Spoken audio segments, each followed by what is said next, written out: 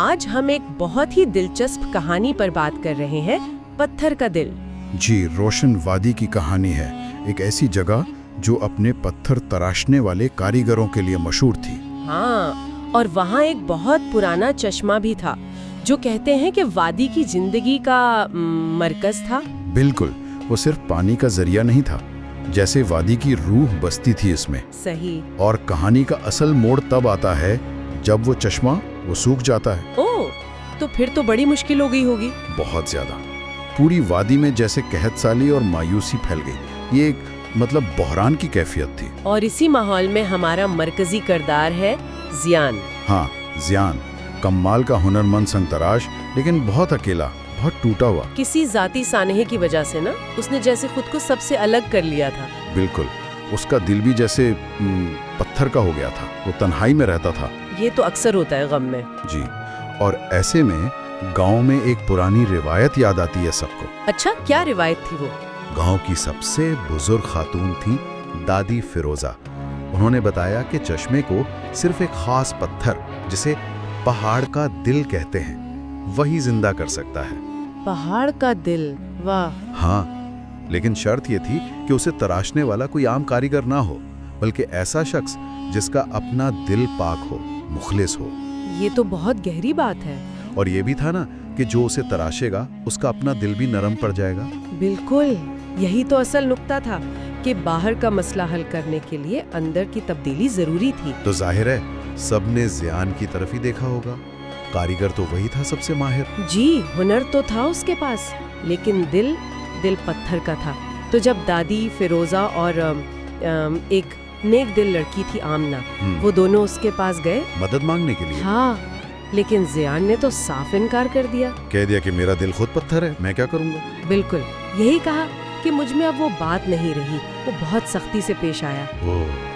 لیکن آمنہ نے ہمت نہیں ہاری، نہیں، وہ کوشش کرتی رہی، اسے گاؤں والوں کی تکلیف، بچوں کی پیاس کا بتاتی رہی، جیسے اس کے اندر کی انسانیت کو جگانا چاہ رہی ہو۔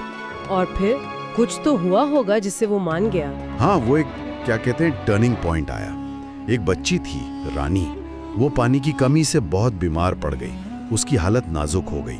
ہائے اللہ۔ آمنہ پھر زیان کے پاس گئی، رو رو کر التجا کی۔ شاید اس بچی کی حالت دیکھ کر یا آمنہ کی فریاد سن کر زیان کے اندر کچھ پگھلا۔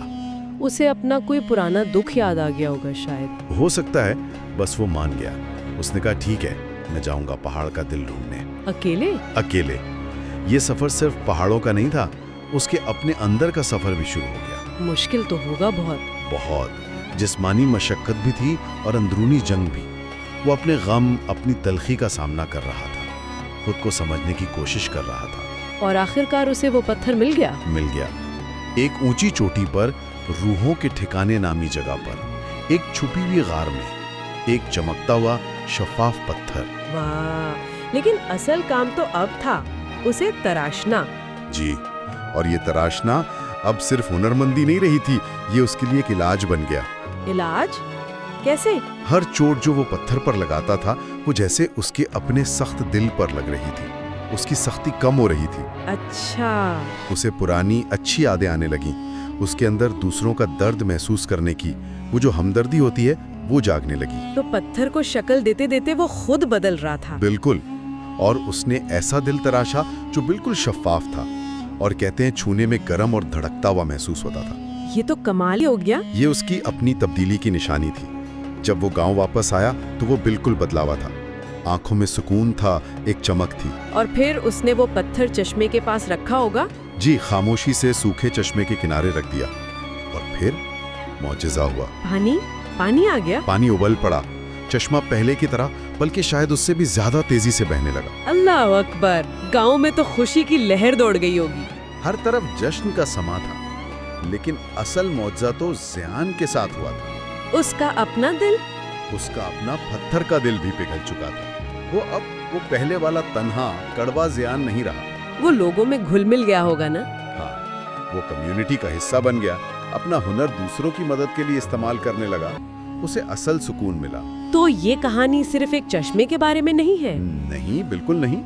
یہ کہانی ہے اندرونی تبدیلی کی، ہمدردی کی طاقت کی، और ये कि कम्युनिटी से जुड़ना कितना जरूरी है, ज़ियान की कहानी ये बताती है कि असल ताकत खुद को बंद करने में नहीं, बल्कि अपने दर्द का सामना करने, इस पर काबू पाने और फिर दूसरों के लिए जीने में है। उसकी अपनी तब्दीली ने पूरी वादी को बचा लिया। ये वाकई बहुत गहरी बात है।